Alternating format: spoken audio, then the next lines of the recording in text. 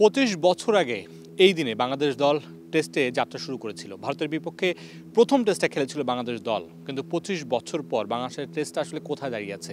খুব ভালো অবস্থানে নিশ্চিতভাবে দাঁড়িয়ে নেই। 25 বছর পর বাংলাদেশ দল আরও একটা টেস্ট খেলতে নামছে, প্রতিপক্ষ আয়ারল্যান্ড। সেই আয়ারল্যান্ডের বিপক্ষে সিলেট আন্তর্জাতিক ক্রিকেট স্টেডিয়ামে বাংলাদেশ দল প্রথম টেস্ট খেলতে নামবে। সেই টেস্টের আগে বাংলাদেশের কিছু পরিসংখ্যান একটু জানিয়ে দিতে চাই। বাংলাদেশ দল সিলেটের এই মাঠে এখন পর্যন্ত 4টা টেস্ট খেলেছে, যার 3টাতেই হেরেছে। মাত্র একটা টেস্টে জয় পেয়েছে, তাই তো সিলেট বাংলাদেশের জন্য সুখকর বার্তা দিচ্ছে না। এই টেস্টে বাংলাদেশের জন্য অনেক প্রথম অপেক্ষা করছে। প্রথম কি কারণে বলছি? মোহাম্মদ আশরাফুল তিনি ব্যাটিং কোচ হিসেবে যুক্ত হয়েছেন বাংলাদেশ দলের। প্রথমবারের মতো বাংলাদেশ দলে ব্যাটিং কোচ আশরাফুল তিনি বাংলাদেশ দলকে নেতৃত্ব দিচ্ছেন। বাংলাদেশ দল সাম্প্রতিক সময়ে যে জায়গাটায় সবচেয়ে বেশি খাবি খাচ্ছে সেটা হচ্ছে ব্যাটিং। সেই ব্যাটিংয়ে আশরাফুল কতটা উন্নতি করতে পারেন এই 2 দিনের সেশনে বা 3 দিনের সেশনে, সেটাও একটা দেখার বিষয় রয়েছে।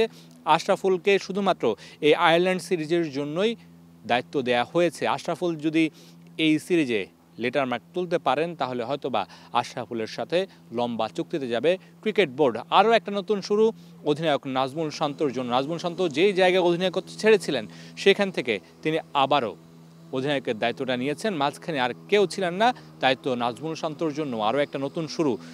2025 থেকে 2027 যে টেস্ট সার্কেল রয়েছে সে পর্যন্ত শান্তকে দায়িত্ব দেওয়া হয়েছে।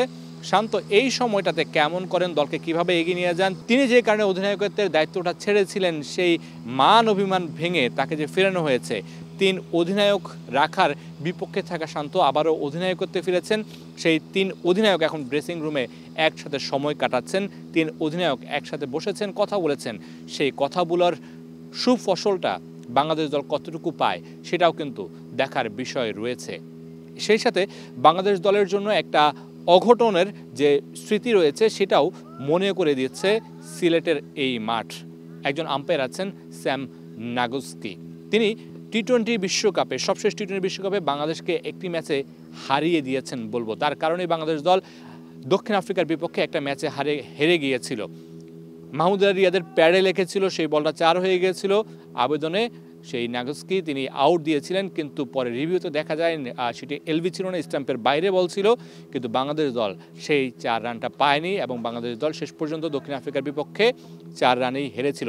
সেই আম্পায়ার এবার এই বাংলাদেশ আয়ারল্যান্ড সিরিজে আছে।